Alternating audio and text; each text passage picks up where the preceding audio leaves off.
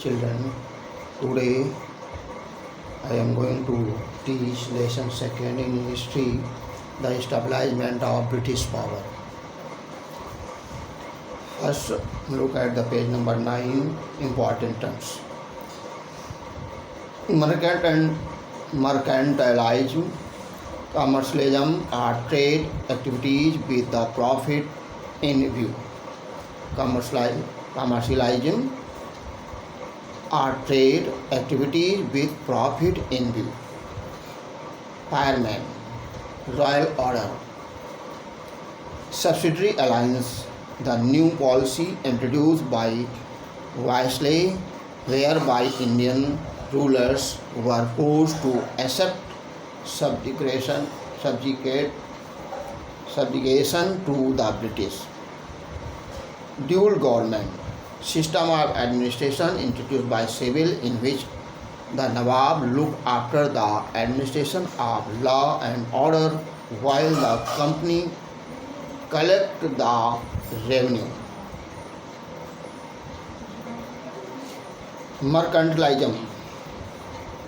In simple terms, mercantilism simply means commercialism. This theory firmly believes that the wealth of a country depends upon the amount of precious metals, particularly gold, held by it. Hence, to acquire wealth, every country should accept a maximum quantity of goods and restrict its imports. This way, its balance of trade would remain favorable and its gold reserve would grow. Since an ancient time, India was an important trading center. Merchants and traders from Europe and Asia visited India regularly. The frequency of trade increased in the medieval period. India had a flourishing trade with Europe, Africa, Middle East and Southeast Asia. There was a great demand for Indian species, silk, textile, muslin, saltpeter, indigo, pearls, precious stone, etc. in Europe. When Constantinople was occupied by Ottoman Turks in 1453, the land route between India and Europe was partially closed. There arose the necessity of finding a new route to India. Trade wars. The Portuguese in India. The Portuguese were the first to find a new alternative sea route in India. Prince Henry, the navigator of Portugal, patronized navigators and trained seamen on scientific lines. Bartholomew Diaz reached the southern tip of Africa, known as Cape of Good Hope, in 1487. 10 years later, Vasco da Gama होता है, the लिखा है, Vasco the gamma moved past Cape of Good Hope and reached Calicut in India in 1498, where he was cordially received by King Jayavarman. He visited India again in 1501 and set up a factory at Kannur. The Portuguese were able to establish their trade center at Calicut, Cochin and Kannur. The Almeida 1505-59 was the first viceroy of the Portuguese. procession in India. After his death, Al- Albuquerque became the second viceroy who captured and annexed Goa in 1510, which became the headquarters of the Portuguese Empire in India. He built a fort at Cochin.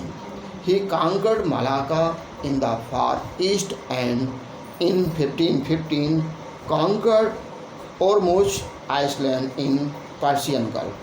In fact, he was founder of Portuguese Empire in India.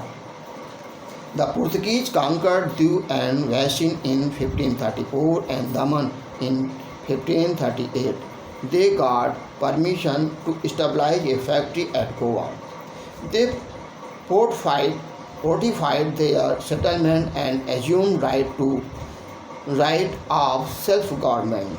Soon these Portuguese settlements became center of lawlessness and nest of pirates. These possessions became an integral part of the Kingdom of Portugal.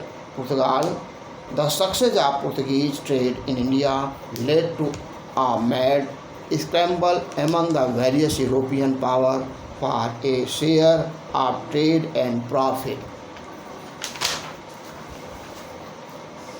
Trading companies were formed in these countries with the support of their respective governments. Thus, English, Dutch, French, and Danish trading companies were formed in the 7th century. With the passage of time, the Portuguese were forced to surrender the monopoly of the eastern trade to their European rivals. The Dutch East India Company. The Dutch merchants formed their company in 1592.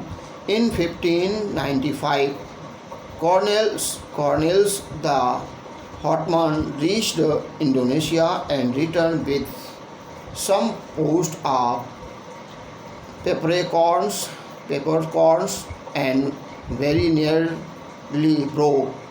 Soon many other trading companies came into existence.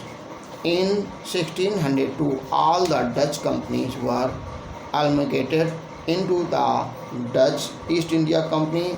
They concentrated their attention on the island Indonesia in the far east. The Dutch conquered Malacca for the Portuguese in 1641 and conquered Ceylon, presently Sri Lanka, in 1658. In India, they occupied Nagapattinam on the Madras coast and the Chinsura in Bengal. However, the Dutch presence in India was significant. The Danish in India, encouraged by the other European merchants, the Danish wished to be a part of India trade. They established a settlement at Tarankur in Tanjore district in 1620. In 1676, they occupied Serampur. However, they could not find a firm foothold in India. Finally, they sold their settlement to the British in 1845 and returned home. The English East India Company. Next.